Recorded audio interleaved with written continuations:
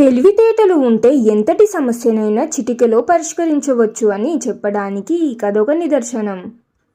ఒకానొక కాలంలో ఒక రాజుగారు తన ప్రజల మేధస్సును పరీక్షించడానికి ఒక వింత పోటీ పెట్టారు.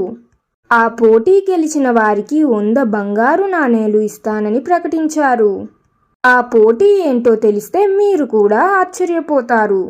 రాజుగారు 3 ఖాళీ కుండలను తెప్పించి పోటీ నియమాలను ఇలా వివరించడం మొదలుపెట్టారు. చూడండి ప్రజల్లారా, ఇక్కడ ఉన్న మొదటి కుండ ఈరోజు నిండుగా నింపాలి, కానీ రేపు ఉదయానికి అది సగం అయిపోవాలి.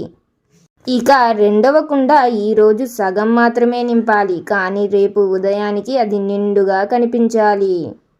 ఈ మూడవ కుండ అసలు అందులో ఏ వస్తువు వేయకూడదు, కానీ అది నిండుగా ఉండాలి. పైగా ఈ మూడింటిలో వాడే వస్తువులకు ఒకదానికొకటి సంబంధం ఉండాలి అని రాజుగారు చెప్పడంతో ప్రజలందరూ తలలు పట్టుకున్నారు.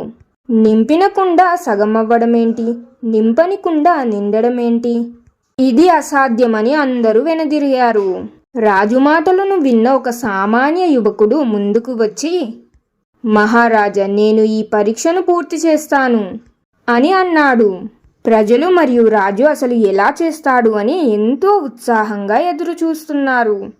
ఆ యువకుడు 3 కుండలను తీసుకుని గదిలోకి వెళ్ళాడు. మరుసటి రోజు ఉదయం రాజుగారు ప్రజలు వచ్చి చూడగా ఆశ్చర్యపోయే దృశ్యం కనిపించింది.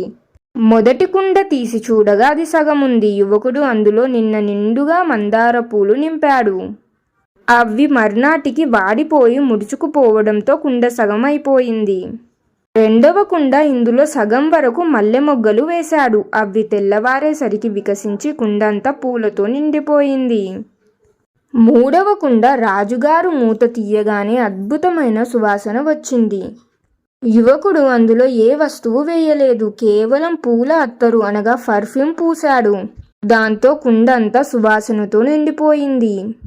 రాజుగారు చెప్పినట్టే యువకుడు ఎంతో అద్భుతంగా ఈ పరీక్షలో గెలిచాడు. రాజుగారు ఒక దానితో ఒకటికి సంబంధం ఉండాలని చెప్పారు. అలా ప్రతిదీ కూడా పూలకు సంబంధించింది. అలా ఆ యువకుడు రాజుగారు పెట్టిన పరీక్షలో ఎంతో విజయవంతంగా గెలిచాడు.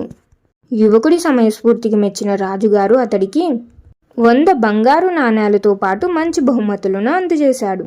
నీతి: సమస్య ఎంత పెద్దదైనా తెలివితేటలు ఉంటే ఆ సమస్యను ఎంతో సులభంగా పరిష్కరించవచ్చు. కండబలం కంటే బుద్ధిబలం మిన్నా. జీవితంలో సమస్యలు కూడా ఆ 3 కుండల లాంటివే.